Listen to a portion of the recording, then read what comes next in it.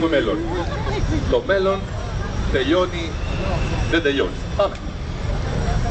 Hop, taram. Hey, hop, taram. Hey, hop. Χειροκροτήστε, πες να χειροκροτήσουνε. Πολύ ωραία, και τώρα θα τις πιάσεις εσύ, Γιώργο. Έτσι, είσαι έτοιμος? Hop. Hop. Hop.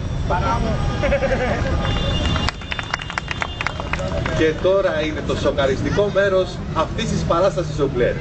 Γιατί όλα αυτά που είδατε, που έκανα, θα τα κάνει και ο βοηθός ζογκλέρ. Θα γίνει αυτομάτως ζογκλέρ. Με ποιο τρόπο? Καθίστε και θα το ανακαλύψετε αμέσως τώρα.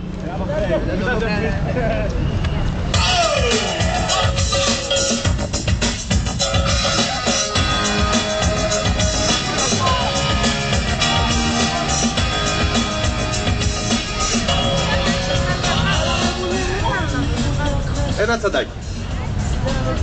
Για να δούμε τι έχει μέσα, περιστεράκι.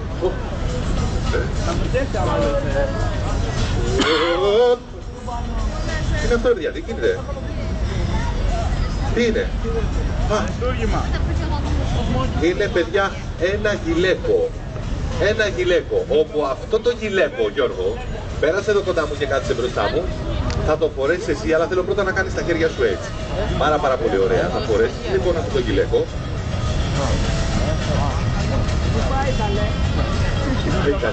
Λοιπόν, και θα μείνεις όπως είσαι. Χειροκροτήστε. Πάρα πολύ ωραία. Φύγε, θα σου φύγει το χέρι. Είναι Αλβάνης. Θα σου κόβει το χέρι. Φύγε. Λαβαίνεις, κάτι.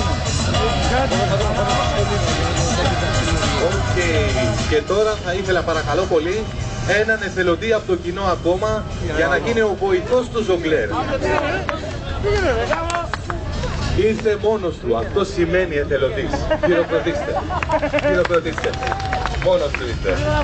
Πάρα πολύ ωραία. Έτσι λοιπόν θα μείνεις εδώ και να σου πω τι να κάνεις αυτή.